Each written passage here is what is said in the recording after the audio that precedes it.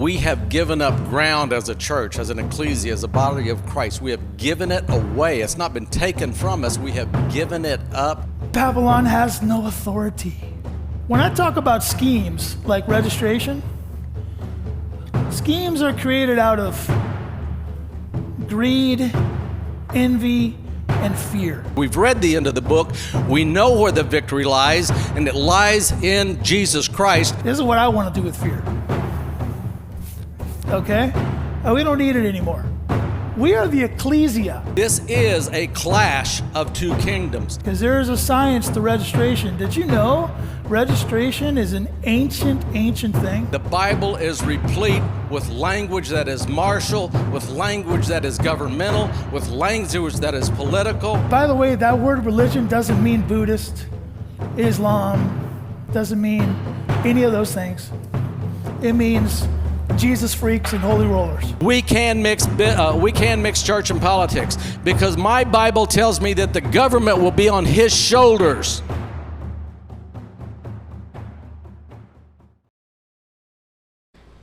Greetings, aliens and other life forms.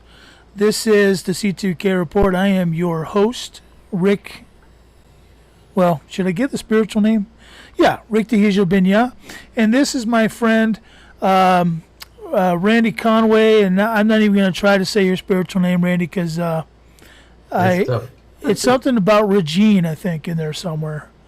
Regine El Yashid. There you go. All right.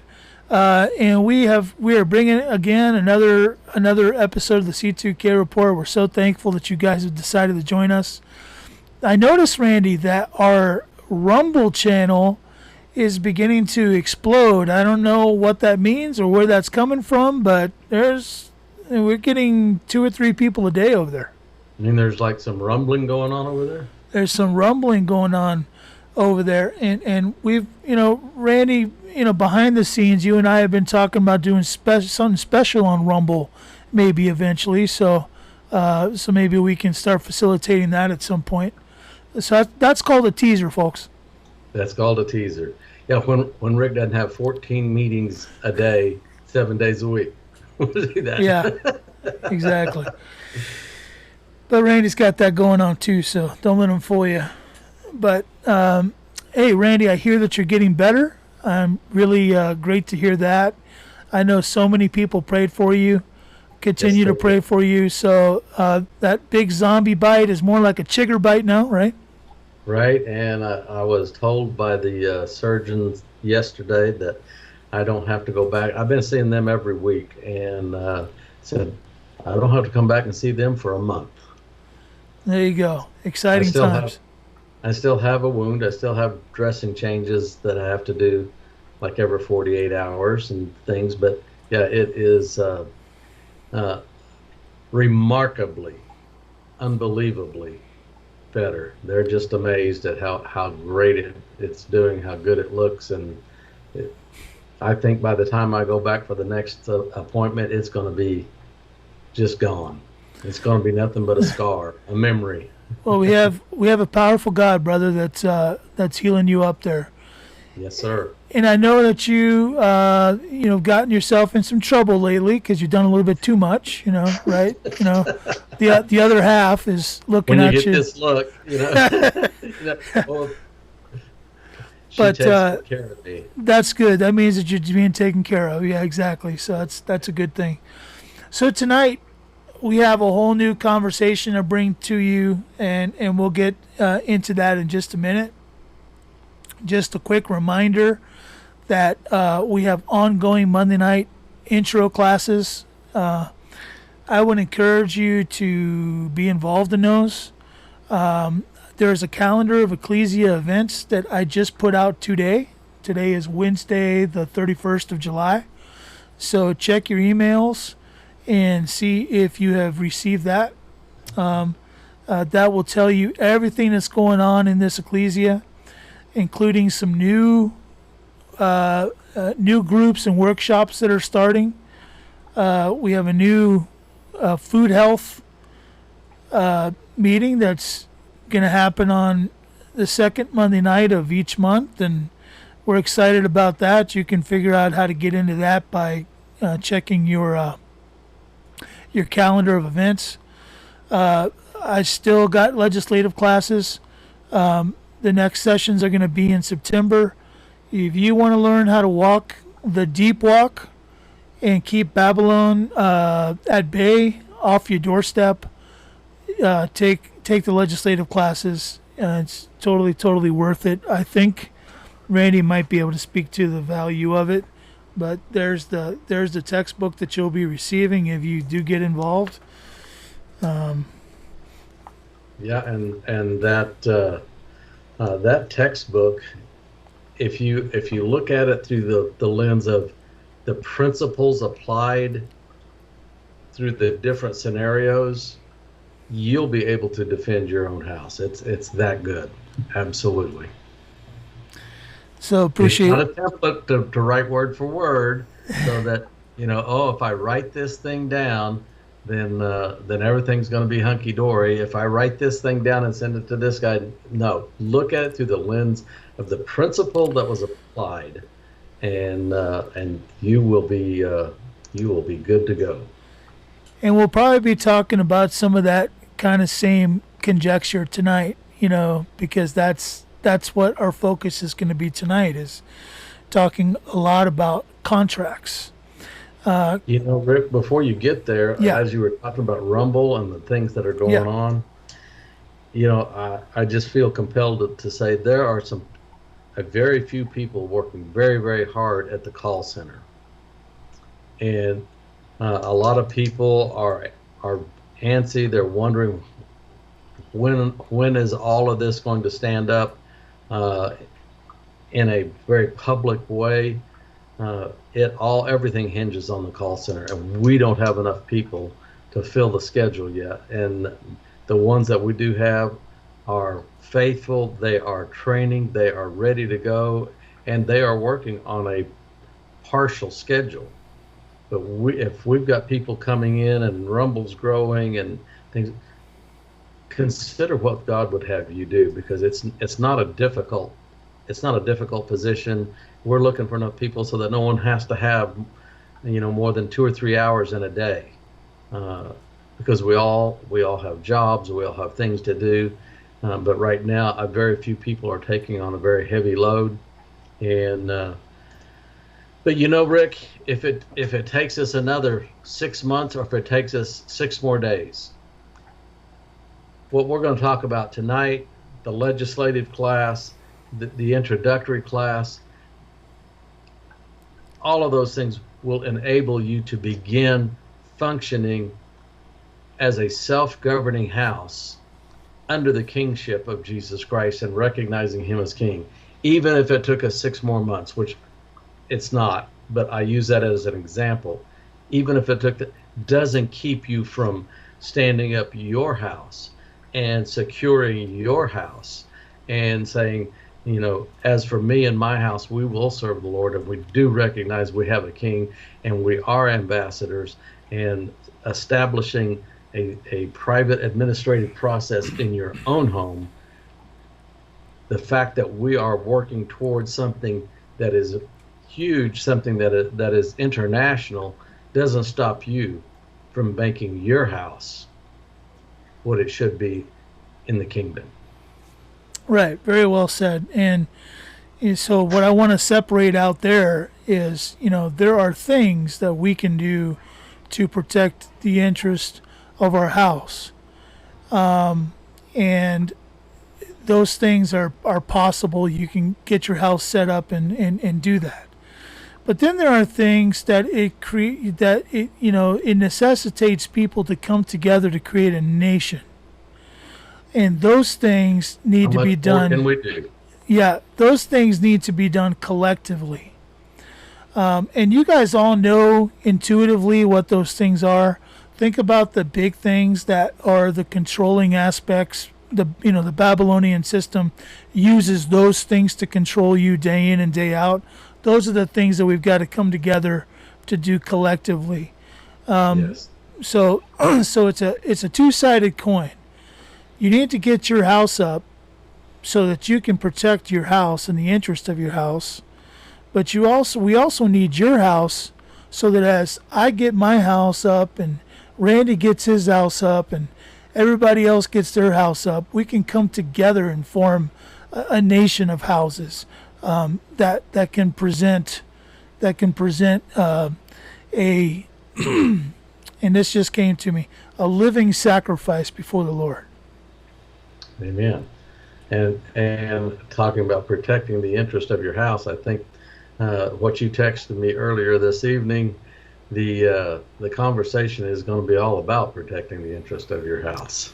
Yeah, and let me engage in that a little bit, because I don't think people really understand what I mean when I say protecting the interest of your house. But everything is about interest. Everything that you own creates interest.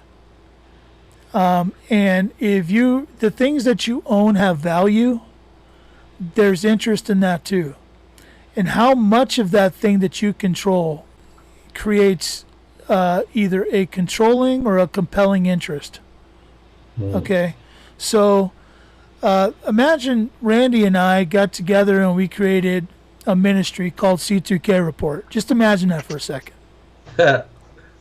And let's say that it was a 51-49 venture, right?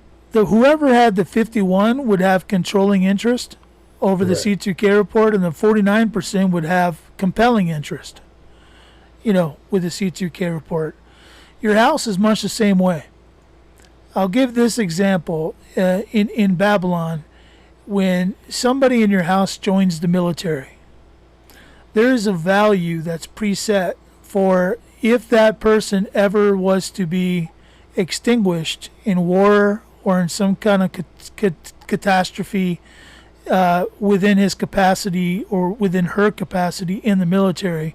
There's a value that's given to that, and the parents or those who are the responsible parties for that particular soul would receive that benefit at the end of the day. Okay, so that value has been predetermined as to what that value is. If you have more value in your children than Babylon does, who has controlling interest of your children? If you have value in your children, who has compelling interest of your children? You understand that there's a really important understanding to have, that you as the person responsible, we call him the overseer, okay? But you as the responsible person in your house, who is responsible for all the interest of your house, have to safeguard all of the interest of your house, whether it's controlling or compelling interest. So tonight, when we begin to talk about contracts, I want you to understand what I mean when I say defend the interest of your house. Because if you don't understand what I mean by the interest of your house, you'll be confused throughout. And that brings us around to, what are you placing value on in your house?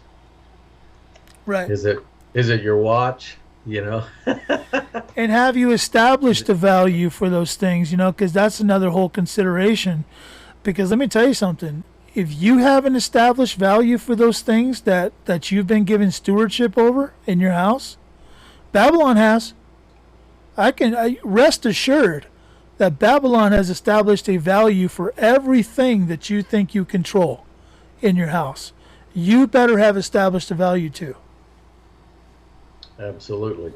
Because when they presume something upon you and you get a letter or a phone call and a solicitation because they want to abscond, let's say that, or utilize or have controlling interest of that person or thing, and if you are going to rebut that solicitation and say, no, thank you, I see your solicitation, and you don't have a value greater than Babylon, you're kind of in the back seat at that point. Right.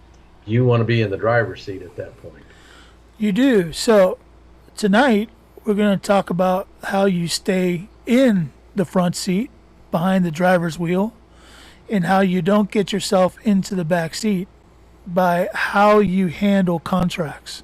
Have you ever wished you could get a one-of-a-kind, high-quality knife made by caring hands instead of a mass-produced piece of tin? Robert's love for bladesmithing began at a young age when he met some experienced smiths and was amazed by the ages-old traditions of handcrafting metal and steel into stunning, functional artwork. When he first hit the hot steel with a hammer in 1986, he was forever hooked. Nearly 4 decades later, his passion is still alive and well.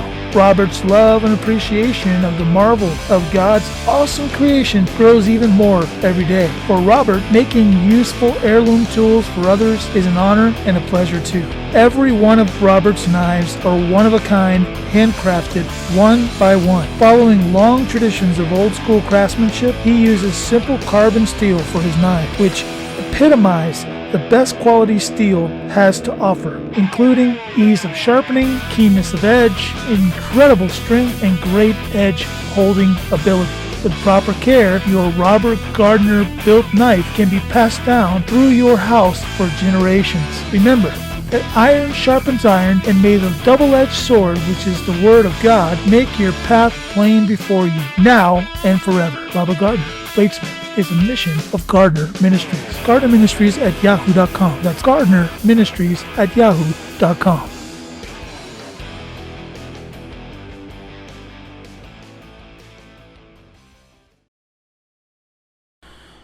Yeah, and unfortunately, because of the way the system works, Rick, we don't recognize that. We've not been taught that. We've literally been programmed to believe that there is, not to believe, to accept. We've been programmed to accept Babylon as a higher authority. And we've said on this show, almost every other show at least, I can't even, we couldn't count the times. All authority in heaven and earth is given to our King, but we've been trained to accept this system as a higher authority. Right. And you, dear friend, are the higher authority, and unfortunately, sometimes we're not even in the back seat. We're in a trailer being towed behind even. We got to get back up to the driver's wheel. Yeah, you're not the caboose, you're the engine. Okay? Right. So There get you back go. up there. Yeah. Get back up there. So, yeah, Randy, you're right. And, you know, there's lots of ways that happens, but I think what's happened over time is we've been compelled to believe that this thing that's operating like a government is a true government. That's exactly right. So what happens is because they keep coming at us with things that are perceived as rights, and every time that they offer us one of those things that they are perceived as rights, we look for where to sign. Oh, it's my right to have that. Where do I sign? You know, healthcare. Oh, yeah, that's my right to have it. You know, where do I sign? Education. Yep, that's my right to have it. Let me. You know, where do I sign? Voting. Oh, that's my right. Where do I sign? You know, everything that this Babylonian system offers us is offered to us in a very specific way, on purpose, and we never look to the terms and conditions of the contract. We just say, "Oh, that's my right. Where do I sign?" And that's that same training to accept them as a higher authority. We've been trained to accept them, as you just said. We've been trained to accept them as a government, and they are a private for-profit corporation that functions like any corporation for the benefit and profit of the corporation.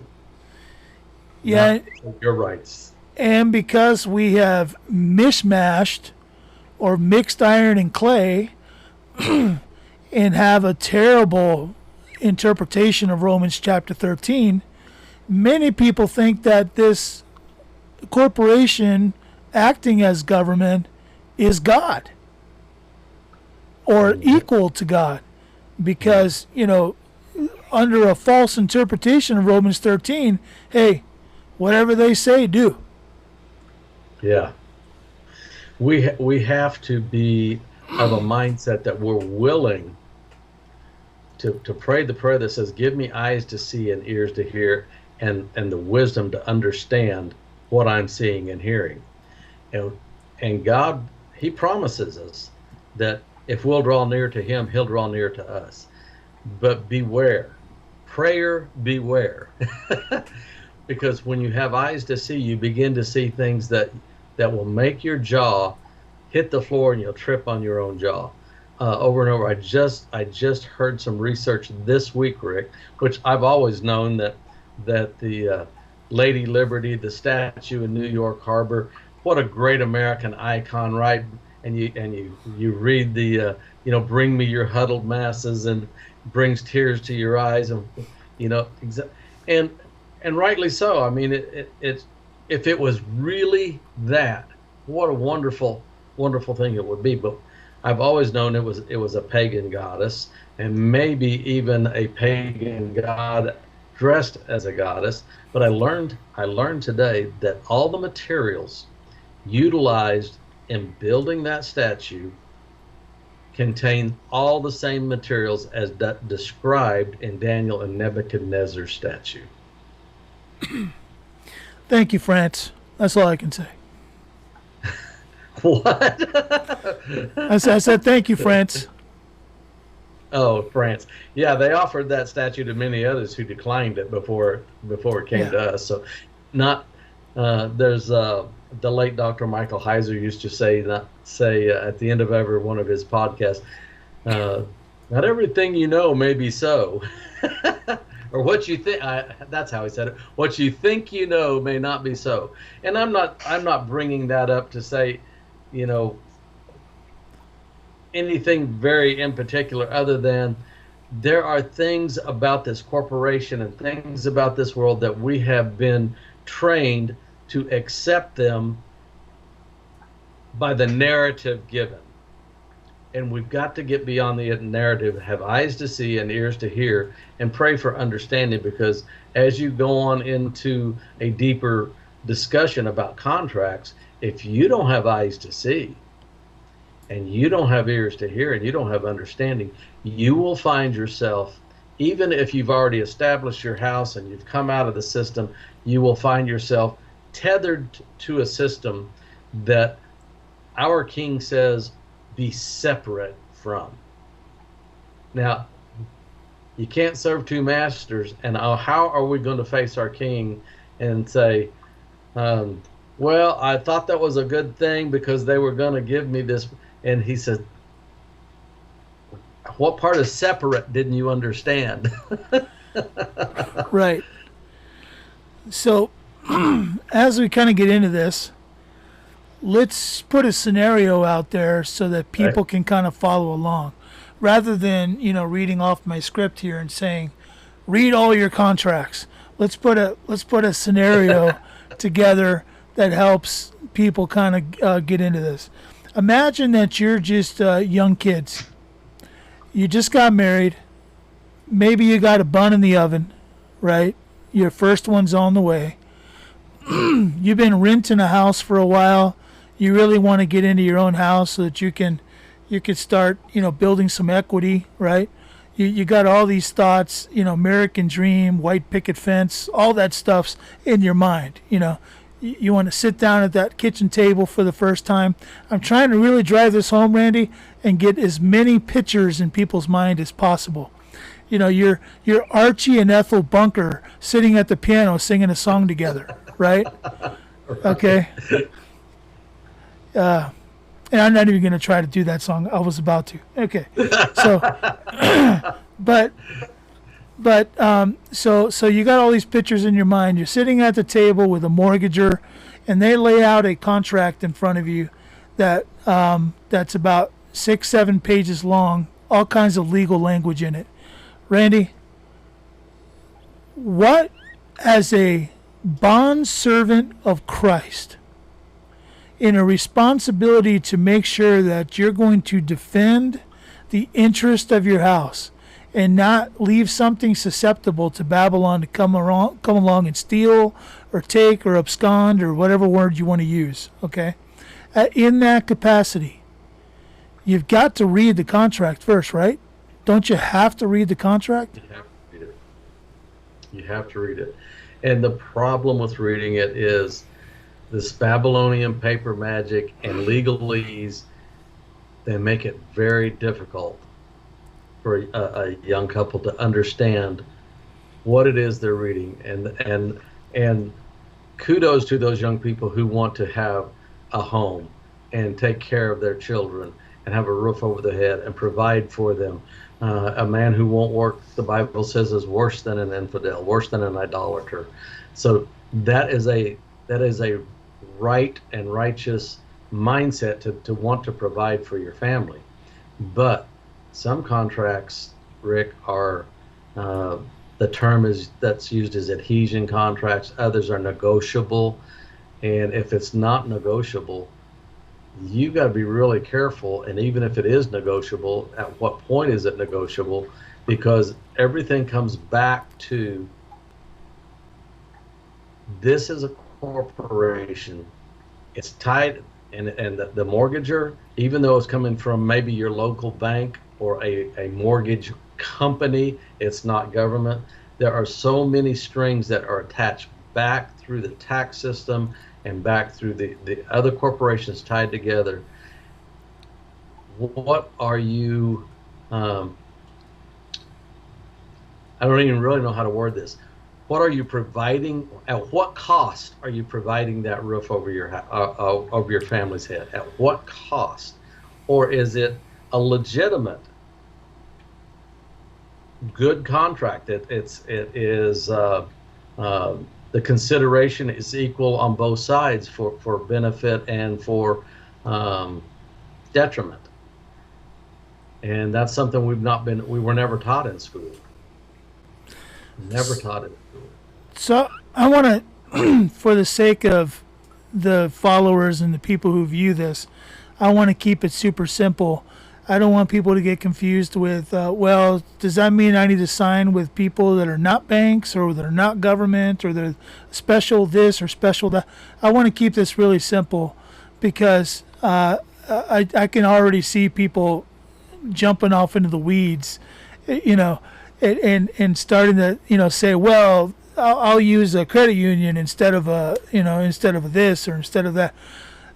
Not the terms and conditions. Yeah, here's the bottom line, and this is where I want to take it. Look, you are obligated as the overseer of your house, as the one who is the protector of your house. You're managing or administrating your house. And when I say house, I'm talking about your family and all the property. Okay? All the members. That could be neighbors too. It could be cousins and who knows what. Okay?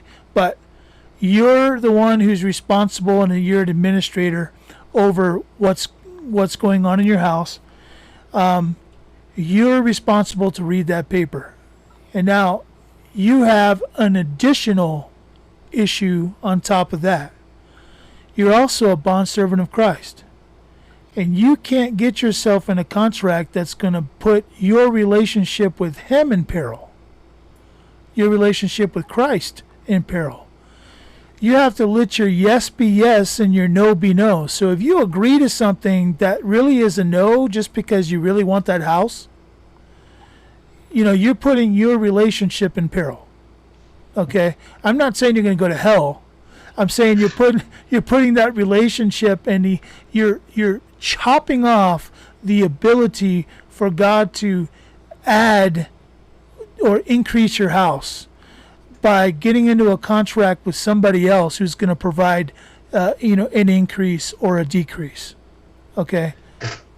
And we do that even, Rick, in things much smaller. Much smaller. Yes. Than a house. And without even thinking about it. Where do I sign? Because if I sign this, I get that benefit. And you just, as you just put it, and we had a pre-show conversation, you put it very succinctly, you are denying our Father who said, I will supply all your needs through his riches and glory through Christ Jesus. And Yeah, I don't need you, Lord. Babylon's going to take care of it. Yeah. Babylon's going to take care of it. Yeah, because if I sign here, I get $100 a month. Yeah, exactly. Right. So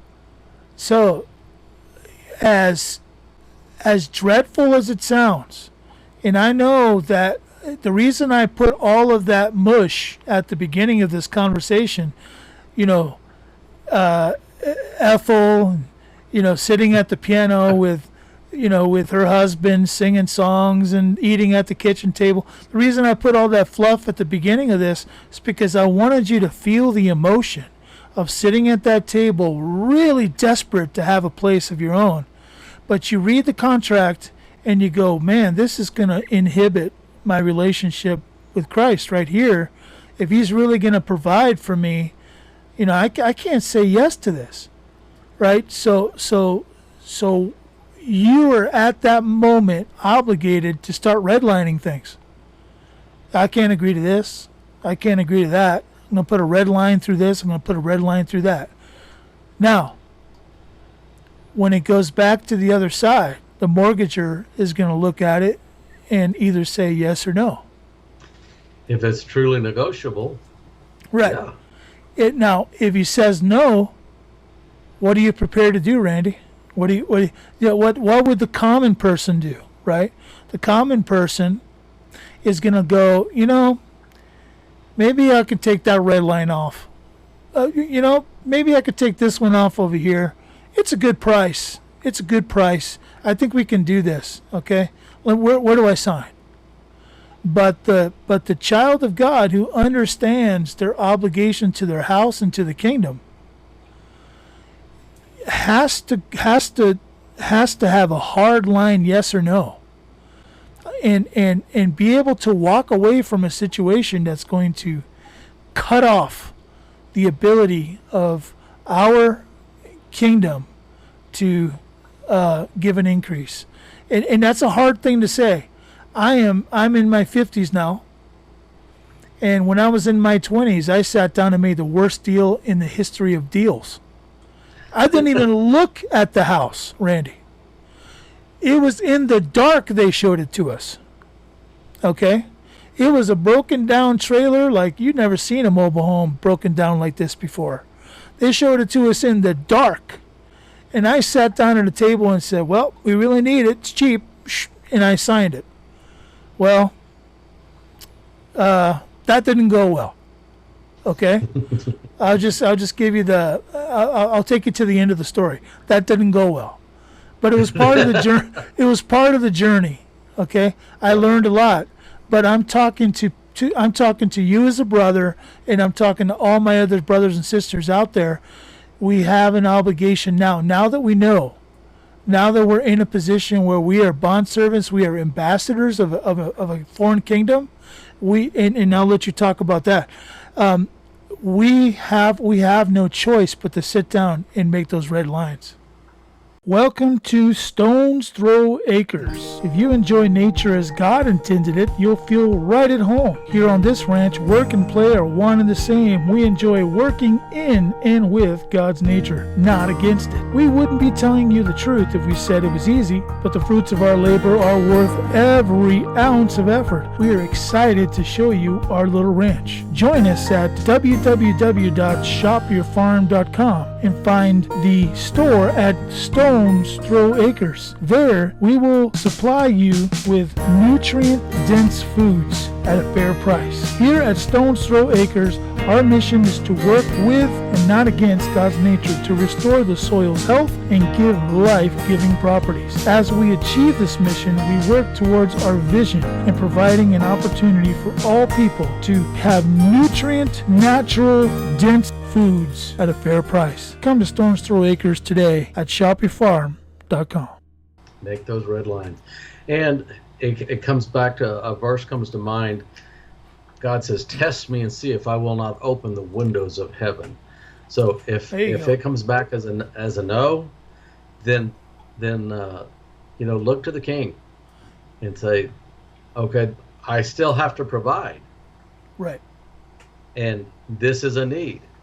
and you promise to meet all my needs. There you go. Yep. And that's a tough place, Randy. That's a very tough place. That's a tough place because there are certain things in this world that have been really ingrained into us as things that are generally accepted in Babylon. A mortgage is something that's been generally accepted in Babylon. Everybody's got a mortgage. You go in and you sign it. You're kind of gritting your teeth, but you do it.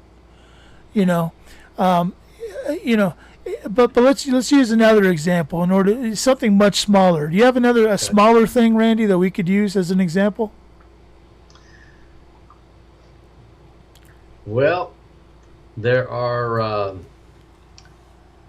certain benefits.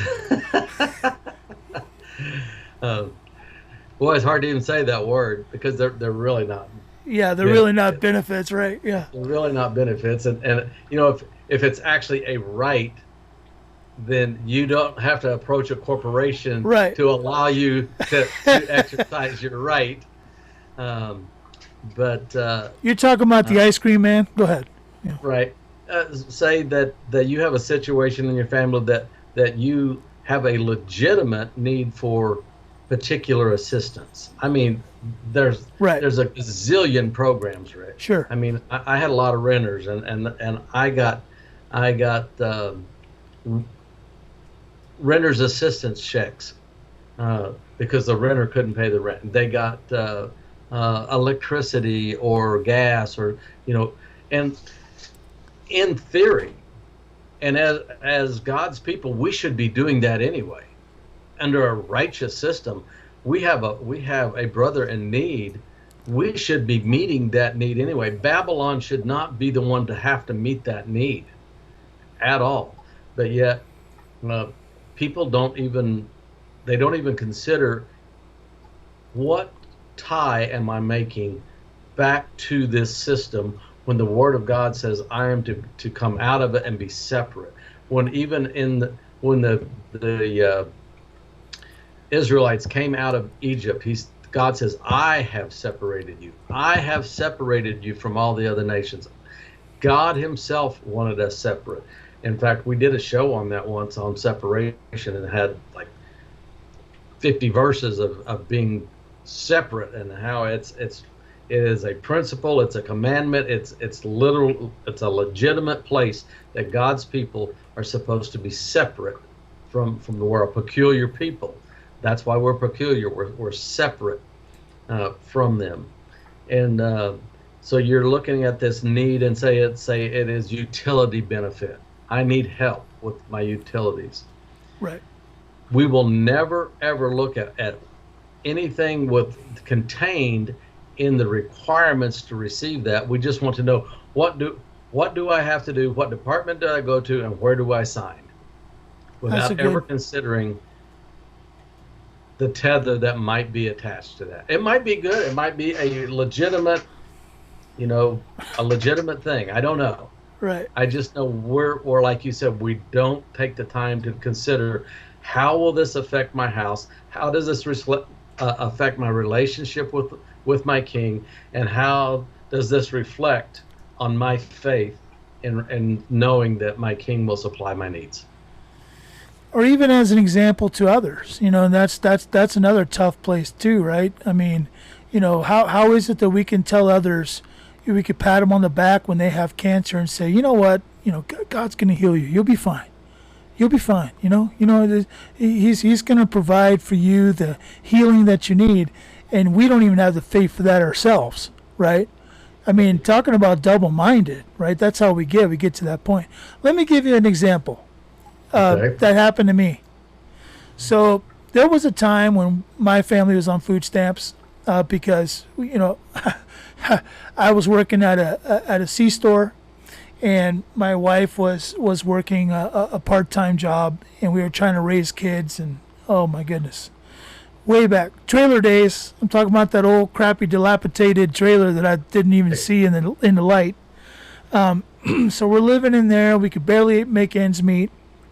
We sign up for EBT food stamps, and eventually that chapter's over. We move up to South Dakota. We're still trying to raise our kids. Now we're in a house, and man, when you're in a house, not only do you have a house mortgage payment, but you have utility payments and all that stuff, right? You're getting killed. You're getting killed. You barely can make ends meet. And there was this ministry. They called themselves a ministry. So I was like, oh, okay, that's cool, It was a ministry trust that was set up through a church. And they gave a particular benefit monthly. It was an amount that you could go buy food. And it was to us, it made way more sense than using Babylon, because I was already starting to understand that this system was going to turn that benefit around on me at some point. Okay, that EBT. So we went with this ministry, and they gave us a good amount of grocery money per month, and it was a very lovely ministry. Until, Randy, I got rid of my driver's license. When I got rid of my driver's license, I found out that this ministry wasn't a ministry at all. It was connected with Babylon. And in order to get in and use this ministry, you had to have a government-issued ID.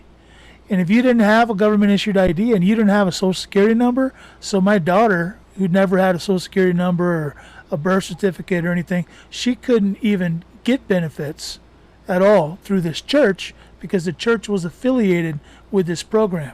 Come to find out that there were terms and conditions that were never disclosed. It never said that. It just said, hey, you have a need, come to us. So that's an example. One day I found out that I could no longer participate in the benefit because I did not have a government-issued identification card. Wow. So here's a church that was offering a benefit based on Babylon. That happens all the time. That's what you call commingling. That's called commingling, but guess what? If you have a food pantry in your area, it's very likely, got some control aspects that are controlled by a church. Very likely, because a lot of churches get into pantry ministries. But I can guarantee you one thing: you better go look at the tithes on that thing, because more than likely it's receiving benefits from Babylon, which in turn they're going to make you prove who you are. Mm-hmm. And Babylon always does have a good facade. Oh yeah, great facade. Oh. Yeah, man.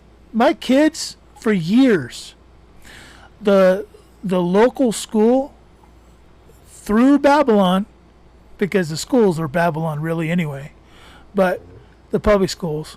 So through Babylon, my kids every year at Christmas, they got showered. Okay, the school gave gifts like crazy because we were needy, right? We were seen as needy because of our income level. Now, how do they even know our income level? You know how they knew? Because there was an informant at the county level that was telling them, hey, they're getting food stamps, or hey, they're getting this ministry over here, so hey, they're needy. Why don't you give them gifts? Everything's connected. Everything's connected, and it always has a great facade, but there's always something behind the facade that's the reality. And it's not unlike certain organizations that literally do help children, children with disabilities and burns and different things. Like Jude's what's it called? St. Jude's, yeah. That and the Shriners Hospital. Hospital. My daughter benefited from Shriners Hospital. There's some good men in there. I know them personally, neighbors. But the organization itself, behind the facade of helping, is doing more to destroy families and more to destroy God's creation than what the public sees on the other side of the facade. A facade is a fake front. You watch the old westerns, and you see this whole town. It's just a facade. There's only a couple of buildings that you can actually go inside. The rest of them are just a facade. And that's the way this system works. And upon that facade, there are some good things. It looks like, wow, we're a Christian nation. And you see the Christian facade, and behind it is a deal with the devil. It literally is. Yeah. Yeah. I mean, we can name scandals all day long. There's an organization called the Red Cross, and you want to get into some stuff there. I mean, go look it up for yourself. Go look up the whole incident in Haiti, right? The Haiti earthquake. Yeah, go look that up. So. Oh, absolutely. So the takeaway is not that contracts are all bad. Contracts are just an agreement. It's we have a responsibility to know what's in that contract, and like you said, are we denying heaven to open its windows to us because we accepted something less? Are we accepting something less when God had something more for us? What are the terms and conditions? What detriment are we putting our house in? What chains have we just put around the ankles of our children? What chains have we just put around our house for that?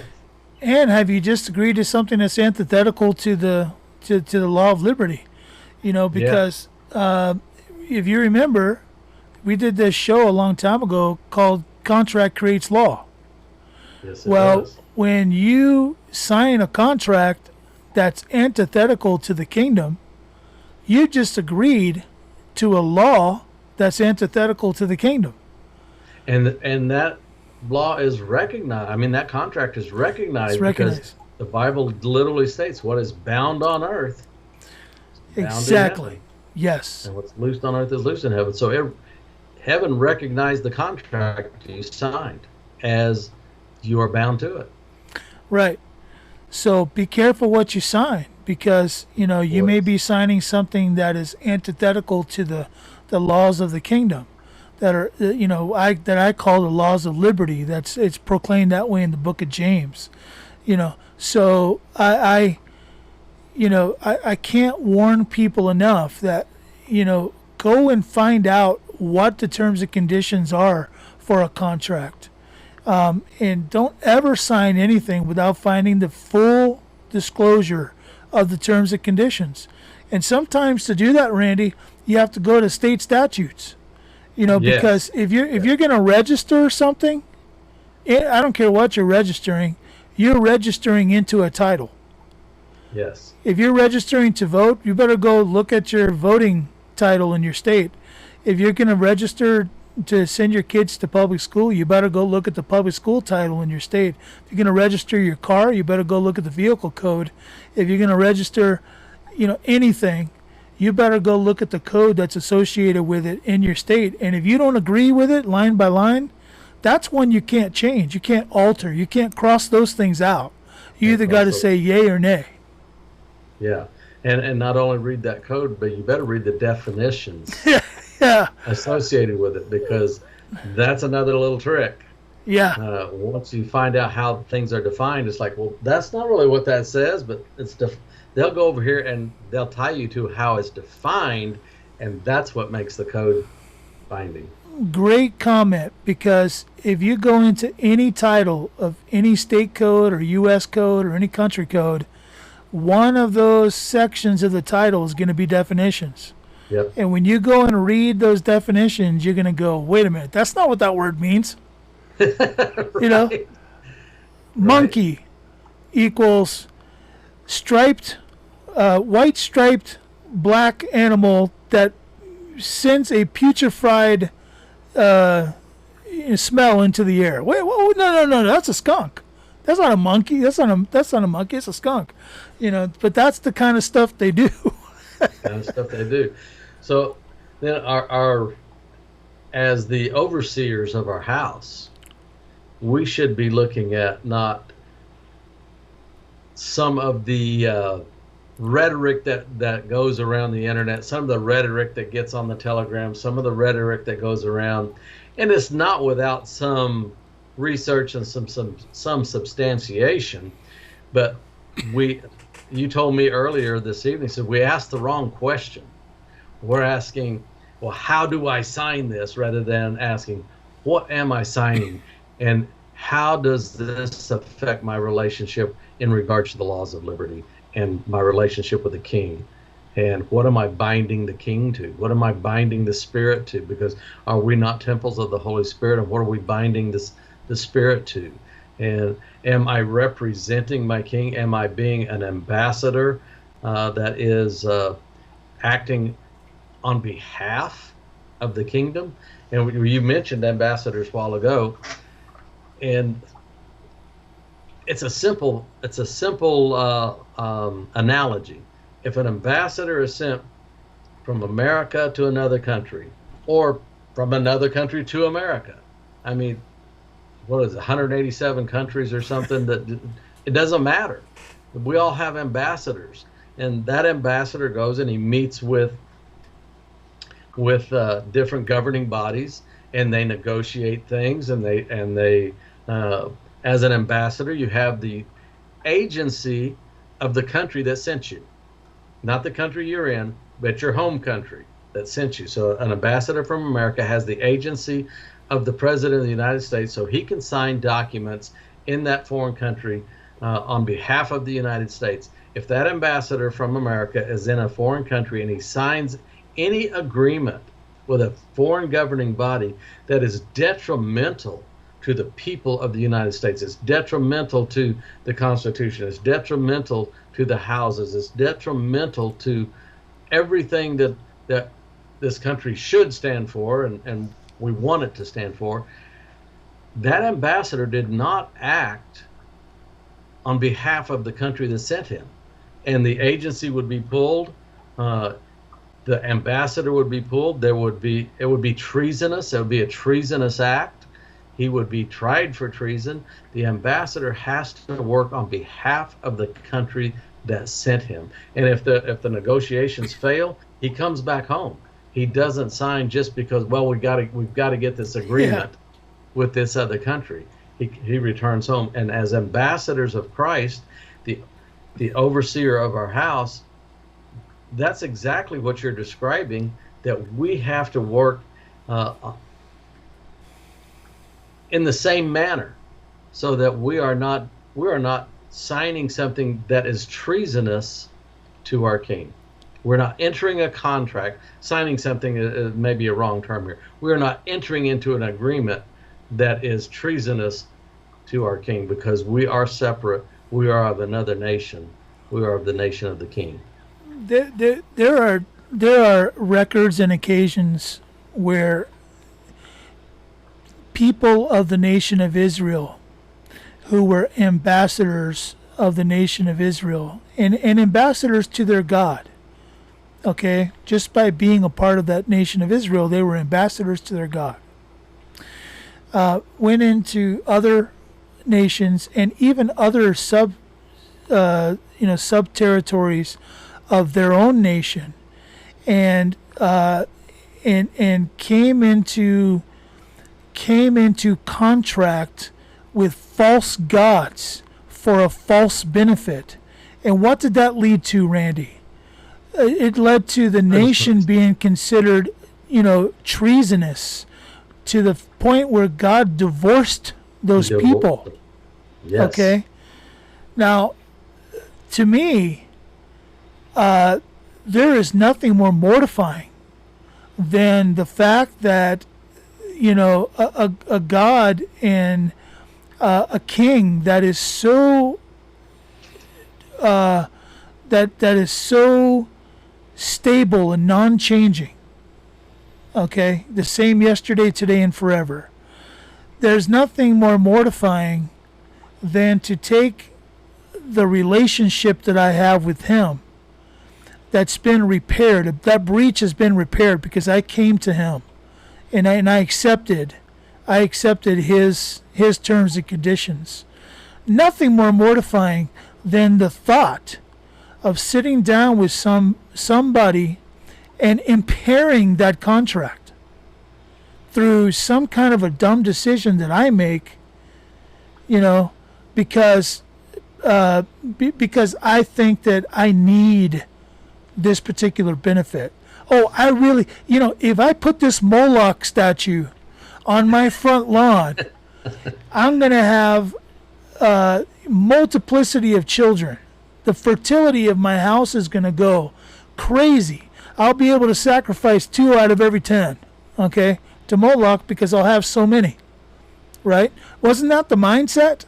That's the mindset. Yeah, that's the mindset. And that's what we do, Randy. Without even knowing it, we just say, where do I sign? Oh, yes, I would love to homeschool my children. Oh, yes, state, you're going to offer me $5,000 to, for this year to homeschool my children. I can pay for the books. I can pay for the erasers and the pencils and the notebooks. I could pay even a little bit to my teachers, the parents who can teach the children in the way that they should go. Where do I sign? Not knowing that you've just negotiated your children away, and that if they test wrong, CPS can come in. I mean, Randy, are we that dense to think that anything has changed? Nothing's changed. Nothing's changed. It's just we have failed to understand the obligation of contracts. We're looking for a Babylonian benefactor rather than to the king who has riches and glory. Yeah. That are there for our needs. But here's the thing, right? We define needs really funky. Right. You know what I'm saying? I really need that butter pecan ice cream. Well, now wait a minute. That probably is a need. Butter pecan. I mean, really. I'm just saying. I need that butter pecan ice cream. That ice cream truck comes by. If I don't get that snow cone, boy, I can have some real problems with that. That is a need. We do. We're all guilty of that, but that's why God is gracious. He knows us through and through. He knew us before we were born. He knew our innermost parts, and yet. And that's why he spanks us every once in a while. Yet he loved us and gave his son for us. Yep. He's still willing to spank us, though. He's still willing to spank us, and we do get spanked. We do. So this conversation we're having tonight, I mean, I hope people understand that what we're talking about is the difference between an eternal benefit and a temporal privilege. And boy, people, that is an important statement, because you think you're getting a benefit that is your right, and all you got was a privilege from a corporation. And as I said earlier, the corporation functions for the benefit of the corporation, and if it looks like you're getting a benefit, there is something within that is going to benefit the corporation at a greater extent than what little bit they're going to be the benefactor for you. It's like McDonald's offering you lifetime supply of cheeseburgers. Sign here.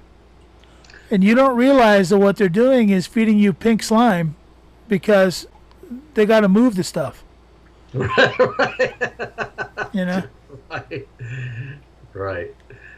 But, it's... how do you present and establish the kingdom when you can only go as far as the chains that bind you? Very good statement. That is great, because that's exactly true. And I know it's a controversial statement for some people, because some people have this idea that, oh, God, he's God, he can do anything he wants to. we can actually cut his blessing off. We have the ability to cut off his blessing. All we've got to do is get in a contract with somebody else, some other god. And if you don't think Babylon's a god, you got something coming. Because you are serving a false god if you're serving Babylon. And we need to come to that realization, Randy. And another realization that I am still working on, and if we ever really get a hold of this and really understand how big a deal it is to have agency of the king given to us as ambassadors. And he said, when you pray, anything you ask in my name, is there any power in heaven and earth greater than the name of Jesus Christ? Is there any authority greater in heaven and earth than our king? And the king said, when you go before the courts of heaven, when you go before these people, when you can use my name. You can drop my name. If we ever really get a handle on how big a deal that is, and understand it's nothing to do with us at all, any way, shape, or form. It's the agency that was presented to us literally through Calvary. It was presented to us. And if we ever get hold of how real that agency is. Big word, real.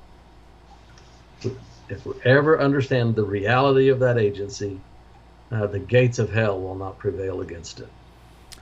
Man, and you just brought something completely full circle there, because people have been misinterpreting that scripture forever too. The gates of hell shall not prevail against, the kingdom. Okay. Well, let me tell you something. You know why it says that? Well, because a kingdom has been established, and the gates of hell can't prevail against that kingdom that's been established. But if you're not established because you're still intermingling, that's not established. I mean, what marriage has ever been consummated through intermingling? Right? That's not how it works. You consummate a marriage when you marry your wife and you know her. I'm using biblical language here. Yeah. Correct. That's how you consummate a marriage.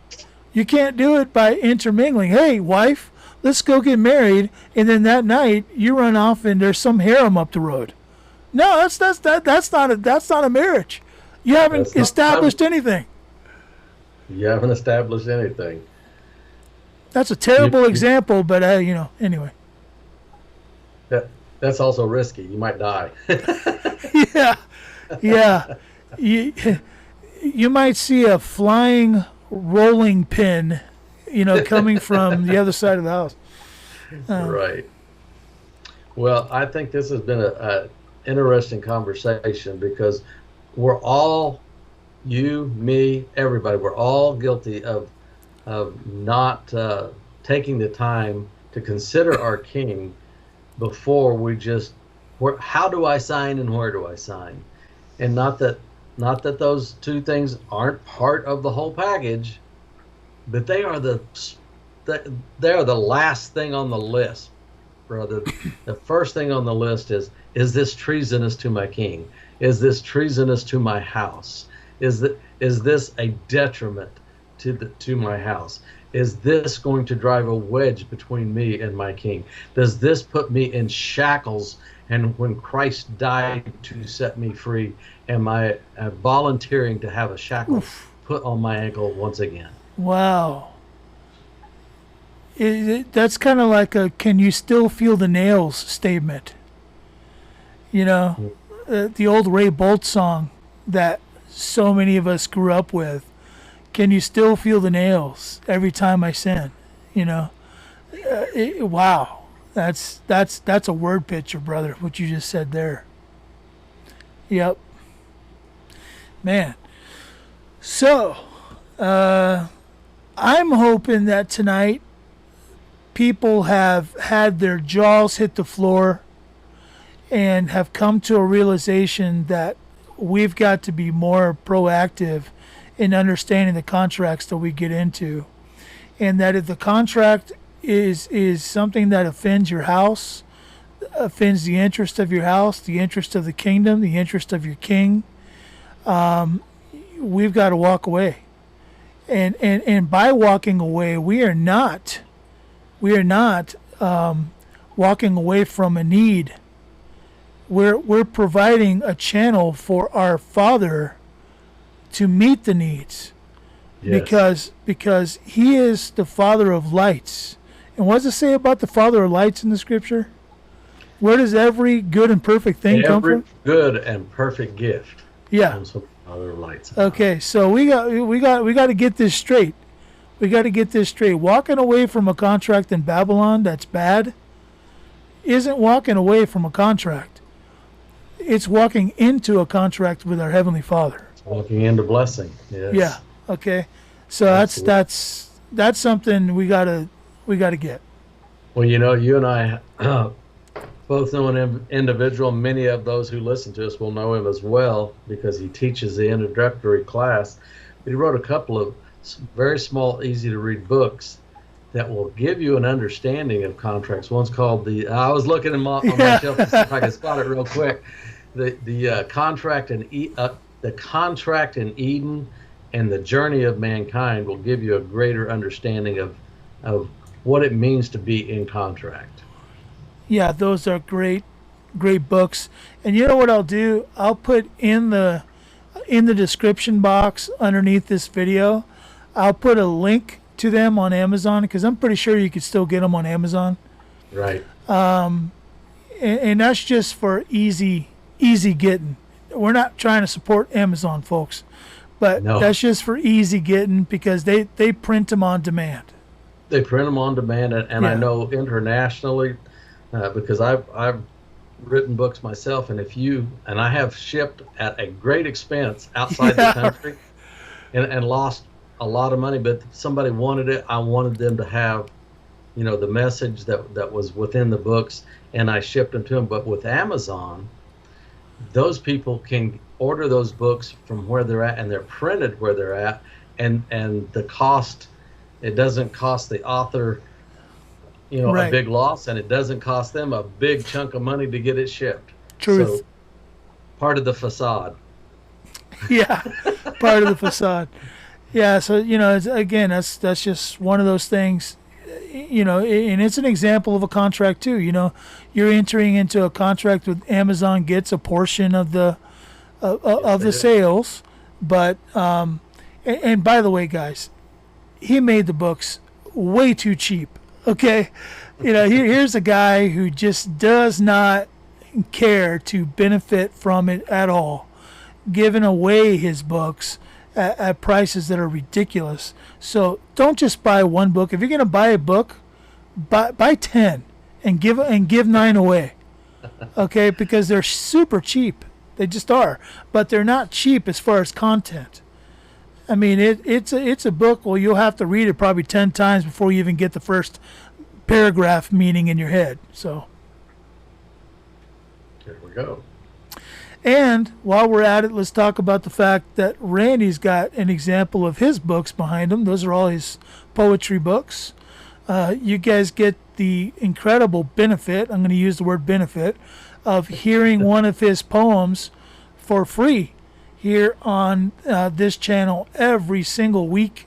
We do that, but we do want to support Randy. He's had a little bit of time on his hands lately, and I think, Randy, maybe you've been getting back into maybe writing a couple. I have, I shared one last week that was, nobody had ever heard it before, so it was shared last week. And working on some other outlines, and because I kind of got stuck in a chair for a few days. Yep, bit by a zombie does that to you all the time. Getting bit by a zombie will do it every time. Yeah, that's right. But and when Rick says that, you have to have seen the pictures to understand why he's saying that. I still have it on my phone. I don't really want to pull it up though. No, that was. In fact, I'll tell you a little story. I came out of surgery, and it was an emergency surgery based on, and too long to tell you the leading up to events. But anyway, the event happens. I have this surgery, and I wake up in a hospital room. As if you've ever had surgery, you know, it's like, how'd I get here? Where am I? You know, you look around, surgeon comes in, and my legs all wrapped up with all this dressing, and my wife comes to the opposite side of the bed where the surgeon is, and she says, "Are you ready?" And my wife is saying, "Yeah." And she grabs this dressing and jerks it all off, and my wife takes like 3 steps backwards and goes, "No, I wasn't ready." That's kind of the reaction you have when you see it. But I am better. Thank you for the prayers. And tonight I chose a poem, Rick, that talks about God chose us before we chose him. He called us out by name. It is our honor to be chosen by him. It is our duty to be separate. He called us out, and he called us by name, and that's what I've got tonight. But before I read it, I turn it back to you for any statements you need to make. Well, as you're getting it up, Randy, I just want to remind everybody that we do this completely for free. You know, we don't get sponsored by anybody. All of the ads that you see on here are not ads per se that benefit us in any way. But we want to give back to the ecclesia. We want to give back to the kingdom. And the way we do that is show you some examples of people out there that are beginning to build the kingdom infrastructure. We have people that are what do you call it, blacksmiths, you know, who are able to, you know, make beautiful knives and you know, make them available to you guys. Anybody who needs a knife, Robert Gardner is your man for sure. Reach out to him. His email's on the ad. We've got people who provide food, nutrient dense food. We've got herbalists among us that you can consult with. My wife is one. She's on shopyourfarm.com. We have fitness people that can consult with you concerning fitness. There's a gentleman in Wisconsin that does that. We've got all kinds of things that are available, and we make them known to you as people give us, you know, things to share, because we want you to see that the infrastructure of the kingdom is all dependent on you. Every one of us have to do our part to build an infrastructure that we can all share, because one day we want our children and our children's children, you know, given time, we want our children and our children's children to not have to work in Babylon, but have an infrastructure where they can work for the kingdom and sustain themselves. So these are examples of people who are already doing it. Just like Victory Havens, you know, they're doing great consulting when it comes to food therapy and health therapy. So there's all kinds of people. And Randy, what you're doing with your poems is a spirit of encouragement. It just gives people, it encourages people to keep marching and keep walking in this faith battle that we're in, this race that we're running. So we appreciate you for the things that you do with your poetry, and thank you for sharing them for free with us every week. Well, absolutely, you're welcome. I appreciate that word. I will let people know that the 5 books of poetry that are written actually have more than just poems in them, and a lot of people use them as devotionals because there's a story behind. In the Before the Thunder Sounds series, there's a story behind each poem before you see the poem, and they'll take one a day and read through them as a daily devotional. So even if you're not into poetry, you might be surprised. But that's enough of that. And that's on shopyourfarm.com too, right? Shop Your Farm, Amazon, or Barnes and Noble. Okay. But you got it all over. They won't carry them. You got to order them. You Yeah. know, they're there, just same as Amazon. But Rick, I call this one. He's called me out by name. But you know, if you really want to say this right, you have to emphasize the me. He called me. He called me, and he called me out by name. And it goes like this. I have no fear. I've been redeemed, and he's called me out by name.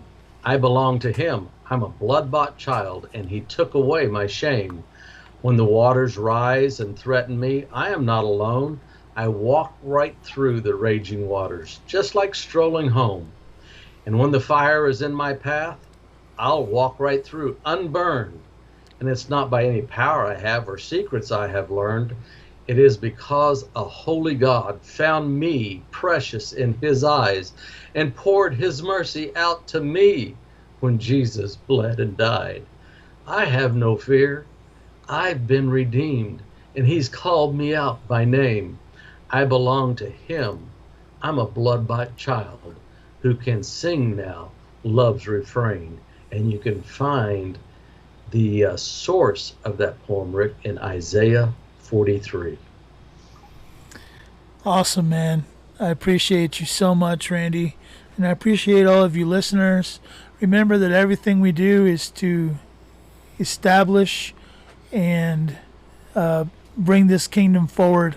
So everything that we do here at the C2K Report and at the various auxiliary ministries that we all present, it's all about the blood.